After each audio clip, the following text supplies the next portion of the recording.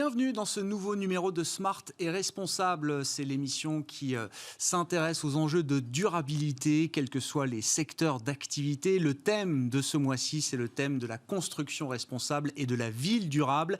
Et deux invités avec nous pour partager leurs réflexions pendant cette demi-heure. Un industriel, David Guglielmetti, qui est avec nous, le directeur du développement d'Hoffmann Green Cement. David, bonjour et bienvenue. Bonjour à vous. Hoffmann Green Cement, qui est une société cotée aujourd'hui depuis 2 ans, spécialiste du ciment bas carbone, pionnier même du ciment décarboné. Vous allez nous expliquer la technologie que vous avez mise au point. Et puis un expert avec toute la connotation positive qu'on peut encore accorder à ce terme, Robin Rivaton, qui est avec nous en plateau. Bonjour Robin, vous êtes toujours économiste, directeur d'investissement chez Idinvest Partners aujourd'hui, fondateur de Real Estate, qui est une communauté de start-up liée à l'immobilier, aux enjeux d'innovation dans l'immobilier.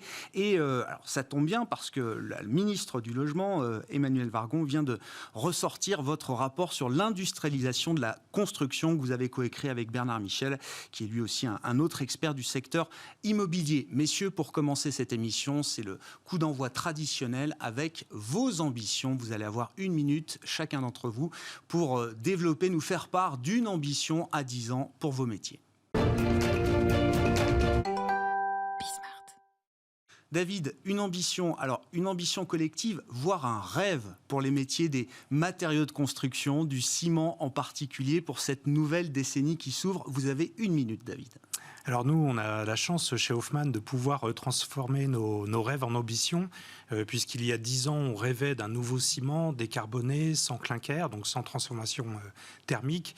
Et aujourd'hui, c'est une réalité. Donc là, maintenant, nous sommes dans une phase d'ambition, une ambition de déployer un outil industriel, un maillage qui nous permette de pouvoir décarboner la construction à très grande échelle, accompagner nos partenaires, entreprises de mise en œuvre, pour faire des bâtiments, pour faire des quartiers, pour faire des villes qui soient donc décarbonées et qui aillent dans le sens du développement durable. Et c'est bien une ambition collective, c'est ça, David. C'est Hoffmann Green Cement, mais au milieu d'un écosystème. Exactement. C'est vraiment accompagné de promoteurs immobiliers, donc de donneurs d'ordre, d'entreprises de mise en œuvre, d'industriels du béton, mais également des bureaux de contrôle. Des gens comme Socotec se sont présentés à nous spontanément pour être partenaires de cette aventure.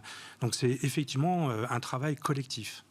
Robin Rivaton, à votre niveau de lecture, et si on prend peut-être l'échelle de la ville pour regarder les choses avec vous, quelle est l'ambition que vous pouvez avoir sur l'urbanisation, la ville de demain dans les 10 prochaines années ? Si vous me permettez, moi, ce sera une double ambition. La première, ce sera d'abord de produire une ville durable, et je pense que la réglementation est un puissant aiguillon pour produire cette ville durable. On vient d'adopter la réglementation environnementale 2020, le décret tertiaire pour les bâtiments de bureaux. Donc tout ça va nous inciter à produire une ville durable. Et ma deuxième ambition, c'est qu'on le fasse à coût maîtrisé. J'insiste aussi beaucoup là-dessus parce qu'il est facile d'augmenter la réglementation et de répercuter le coût sur les personnes. Sauf qu'aujourd'hui, on sait qu'on a besoin de construire. Construire n'est pas un acte salissant. Construire, c'est pas le mal. Parfois, on entend un peu trop cette rhétorique. On a besoin de construire pour loger des gens. On a besoin de construire pour que les gens aillent au travail. On a besoin de construire pour que les gens puissent profiter d'un certain nombre de loisirs. Donc, ayons une ambition durable et en même temps construire plus également. Bon, on parlera effectivement dans cette émission des défis à relever pour atteindre ces ambitions dont vous nous avez fait part, mais nous allons commencer par l'état des lieux, la situation de la construction et de l'immobilier aujourd'hui, avec cette notion évidemment de responsabilité et de durabilité.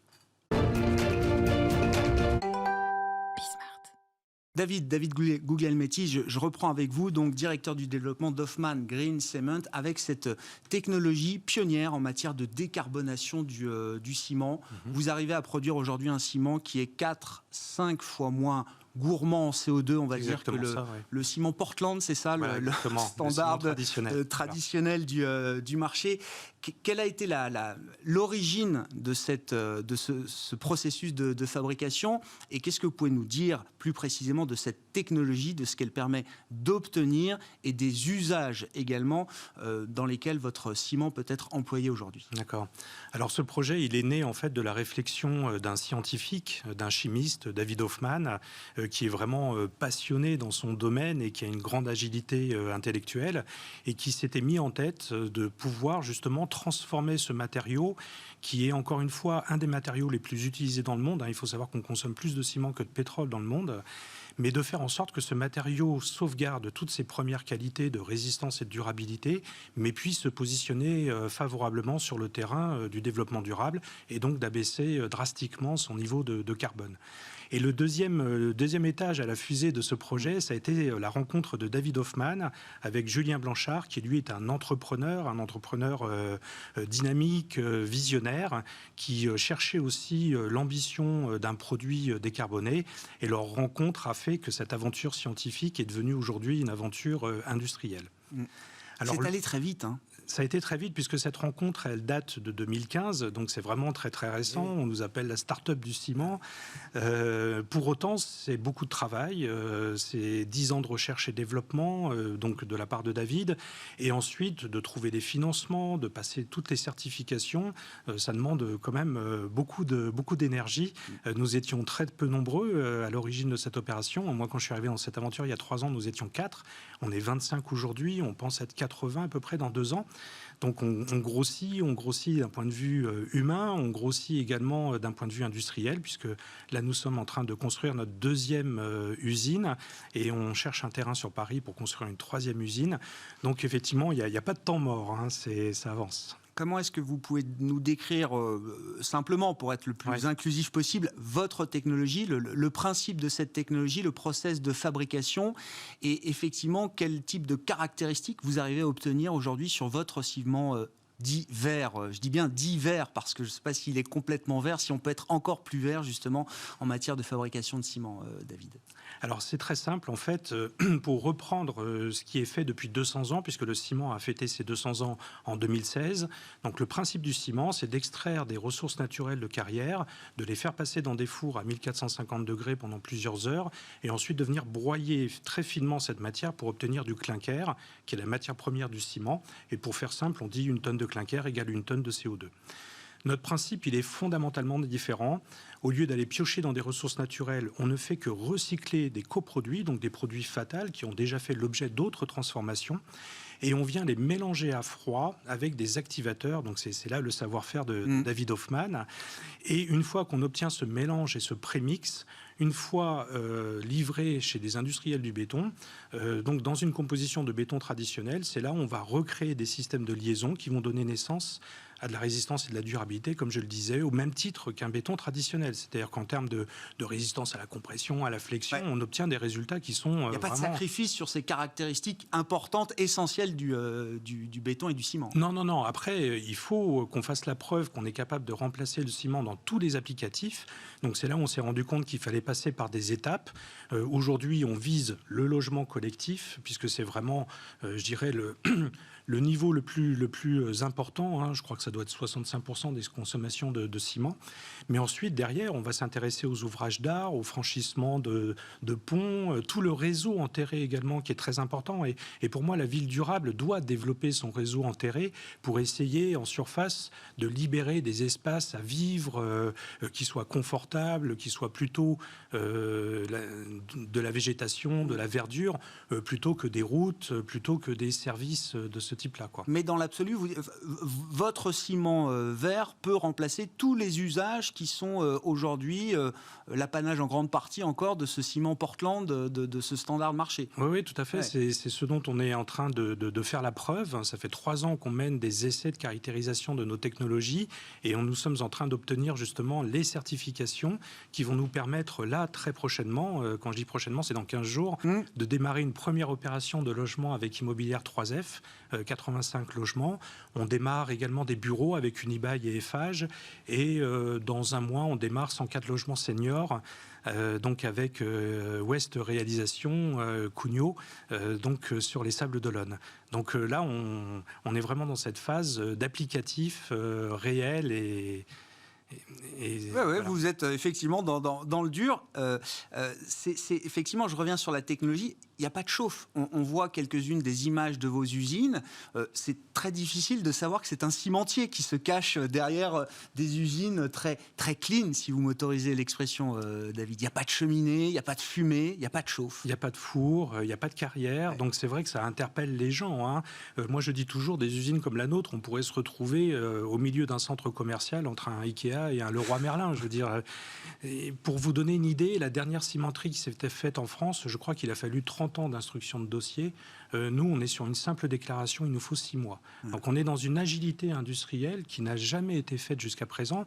Et je trouve que cette partie-là est très belle dans notre aventure, parce qu'au-delà de l'aventure scientifique, le fait de réindustrialiser la France, mais sur des modèles de process industriels qui n'ont plus rien à voir, zéro déchet, zéro rejet, c'est aussi quelque chose de très valorisant et qui nous plaît énormément. On parlera de la vitesse. Hein. Il y a cette notion de vitesse qui est clé quand même dans toute la séquence de transition énergétique des prochaines années.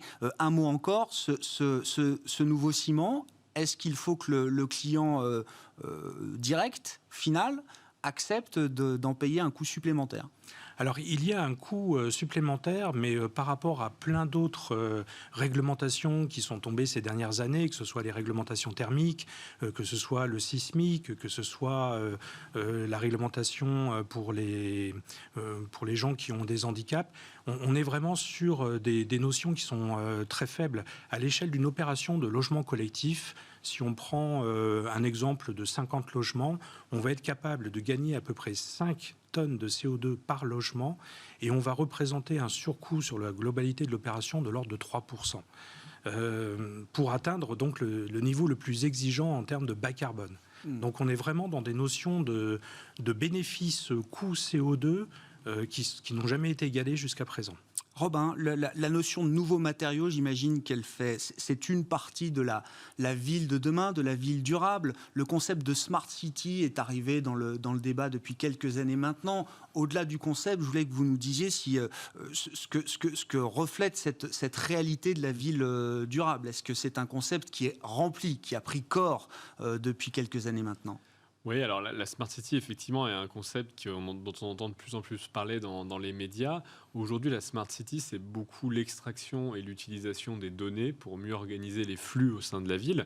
On a 2 exemples de Smart City en France, de grands appels d'offres qui ont été lancés à Dijon et à Angers, et qui sont des appels d'offres qui visent effectivement à équiper la ville d'un certain nombre de capteurs, et donc de mieux optimiser les tournées de ramassage des ordures, de mieux optimiser les feux rouges, les feux de circulation, et ainsi de suite. Je pense que dans ça, c'est la définition telle qu'on la voit aujourd'hui. Parfois, on parle aussi de Safe City, pour les usages qui vont plus être liés à la surveillance. C'est le cas d'un appel d'offres à Nice, c'est le cas de beaucoup de grandes métropoles asiatiques.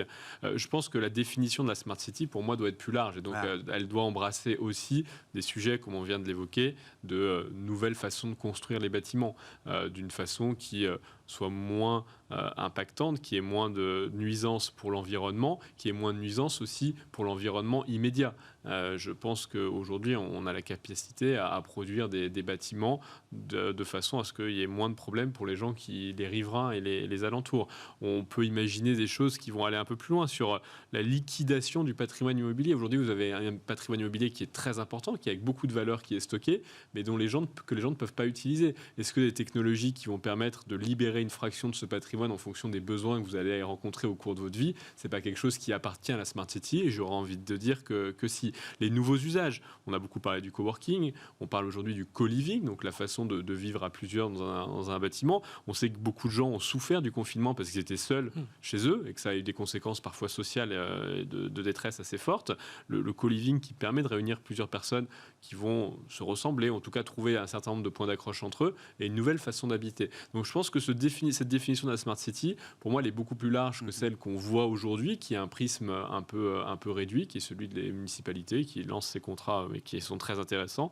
Et je pense qu'on doit avoir cette vocation d'une ville plus durable, d'une ville plus résiliente. On voit que voilà, le changement climatique, on veut lutter contre, mais il y a une réalité qui est face à nous, c'est qu'aujourd'hui, on en subit déjà les premières conséquences. Donc les villes sont exposées à des désastres climatiques plus importants, inondations d'un côté, tempêtes, neige, variations extrêmes de température. On l'a vu au Texas récemment. Donc des villes plus durables, des villes plus résilientes et des villes plus inclusives. Pour moi, ça fait vraiment partie de l'équation. C'est-à-dire que si on n'est pas capable aujourd'hui de loger les gens qui veulent habiter en ville, on a des risques de colère sociale. Et ça se pilote à quel niveau, à quelle échelle, Romain? Vous avez cité l'exemple de Dijon et Angers, je crois, c'est ça, qui sont des villes de taille moyenne au regard du territoire français. Est-ce que c'est à cette échelle-là, des villes de taille moyenne, qu'il est le plus facile d'avancer, de mettre en place justement peut-être ces nouvelles idées, ces nouveaux enjeux de durabilité? Est-ce que ça peut se faire à l'échelle de villes de taille beaucoup plus importante encore? Il y a une double contrainte qui n'est pas nécessairement la taille de la ville, mais qui est l'ancienneté, la vétusté de son infrastructure. Une ville, les villes dans l'échelle du monde sont des lieux de peuplement très anciens. Les villes nouvelles sont très très rares, contrairement à ce qu'on peut parfois là aussi penser. Mais donc dans une ville ancienne, c'est très compliqué de mettre l'infrastructure à jour. Ça va vous coûter beaucoup plus cher de déployer un certain nombre de capteurs. Alors que dans une ville toute nouvelle où le taux de renouvellement urbain est très fort, c'est plus simple. Vous l'intégrez dans les bâtiments, c'est pensé dès le début, donc c'est beaucoup plus facile. Donc aujourd'hui, c'est pour ça que on peut avoir ces exemples-là dans des villes comme Angers ou Dijon, et on pourrait se dire que c'est la taille, mais non, c'est pas vraiment la taille. C'est plus le fait que sur des villes qui ont déjà une grosse infrastructure comme Paris, c'est plus facile. C'est pas non plus une question nécessairement de moyens, parce qu'il y a des budgets qui sont quand même suffisamment conséquents. Et à l'inverse, dans les villes asiatiques où c'est pensé dès le départ, c'est plus facile de déployer ces technologies de Smart City. Je pense par exemple à des choses comme la voiture autonome, par exemple, qu'on voit déjà circuler pour de vrai dans les villes asiatiques et qu'on n'est pas prêt de voir circuler chez nous. On va revenir à vos ambitions, messieurs, dans la dernière séquence de l'émission. Quels sont les prochains défis à relever pour améliorer encore la construction responsable et la ville durable de demain? Robin, je reprends avec vous, et je le disais en introduction, vous inspirez de temps en temps le débat public avec, là en l'occurrence, un rapport que vous avez coécrit avec Bernard Michel sur l'industrialisation de la construction, qui vient d'être ressorti aujourd'hui par la ministre Emmanuelle Wargon, en charge du logement, au moment où l'État va muscler la réglementation environnementale pour le bâtiment neuf. Qu'est-ce qui se joue derrière l'idée d'industrialisation de la construction? On parle notamment d'une idée de la montée en puissance de la construction hors site. Comment est-ce que vous pouvez nous expliquer ce concept et les enjeux, les réponses qu'il apporte aux problématiques aujourd'hui que rencontre le secteur de la construction? Je vais essayer de l'expliquer très facilement. Aujourd'hui, sur un chantier, il y a des opérations que vous faites sur le chantier. Couler des fondations, par exemple, ça se fait sur le chantier. Il y a des opérations qui sont faites en dehors du chantier. Personne aujourd'hui ne fait les vitres sur le chantier. On le faisait il y a 25 ans. Aujourd'hui, les vitres sont faites dans une usine où un robot découpe du verre et on amène les vitres sur le chantier. Donc aujourd'hui, on a une partie de la valeur qui est faite sur le chantier, une partie qui est faite en hors site, hors du chantier. Ce qu'on sait, ce qu'on voit aujourd'hui, c'est que la partie qui va être faite en dehors du chantier aura tendance à augmenter. Il n'y a pas de chiffre miracle, mais elle va tendance à augmenter tout simplement parce qu'on va faire de plus en plus de sous-composants entiers, donc des panneaux, un mur avec lequel j'aurais mis le pare-vent, le pare-pluie, l'imperméabilisant et ma fenêtre. Ça peut être carrément des modules dans lequel j'ai déjà une salle de bain pré-carrelée, donc j'ai pas besoin de la carreler sur le chantier, et je ne fais qu'assembler mes modules les uns sur les autres sur le chantier. C'est des choses qui existent déjà pour l'hôtellerie, c'est très facile, les modules ont tous la même, quasiment. Dans un hôtel, vous avez 3 types de chambres, et donc il y a un exemple assez célèbre, il y a une usine qui est à Gdansk, en Pologne, donc sur les bords de la Baltique, qui a envoyé 150 modules à New York, on a pris le bateau, ces modules, et on a construit avec ça un hôtel à Brooklyn et un motel à Manhattan, et on les a montés en l'espace de 3 mois, et il faut regarder cette histoire. Donc c'est assez impressionnant. Et donc je pense qu'on va avoir cette augmentation là de cette part du hors-site à l'avenir. C'est ce qu'on appelait à mon époque, quand j'étais au collège, par exemple, les préfabriqués. Alors on revient.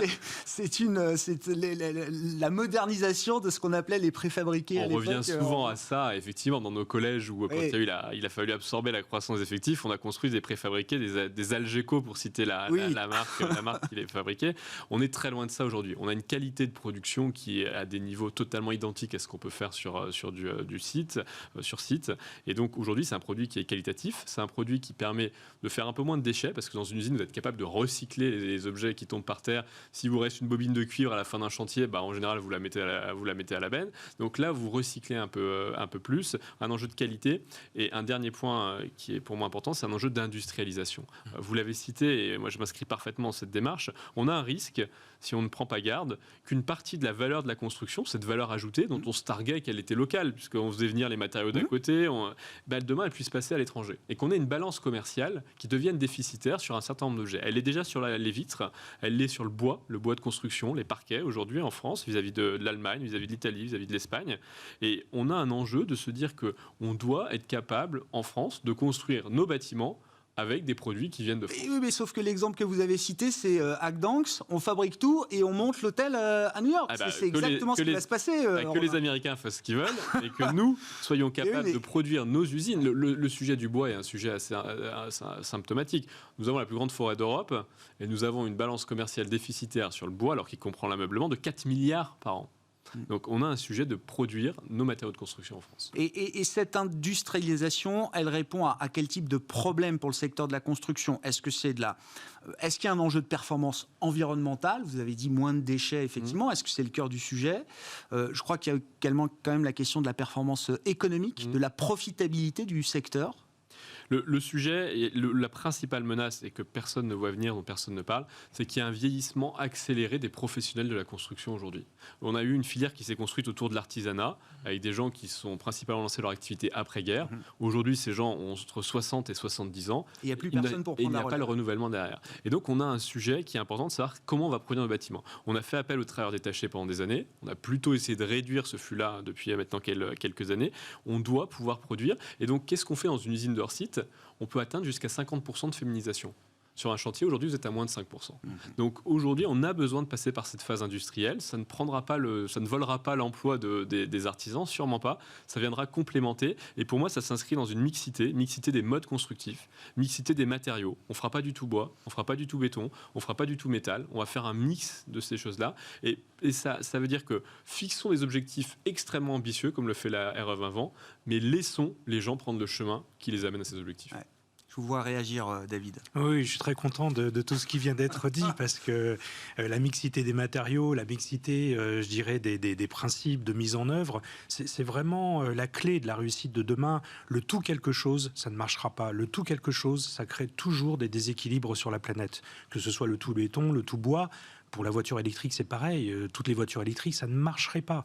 Il faut que la puissance publique soit là pour fixer des ambitions, des objectifs, pas pour nous dire quel choix il va falloir faire pour atteindre ces objectifs. Non, il faut laisser à la liberté des entreprises de mettre la dynamique d'innovation en place dans chacune de ces entreprises, dans ces équipes, pour faire chacun sa révolution. Et c'est cet ensemble, effectivement, d'intelligence, encore une fois, collective, qui apportera des vraies bonnes solutions. Et nous, c'est vraiment ce qu'on veut faire. Aujourd'hui, on utilise dans les déchets, on est en train de certifier une première technologie, j'irais, de ciment, sachant qu'on a déjà déposé 3 brevets de 3 autres technologies différentes.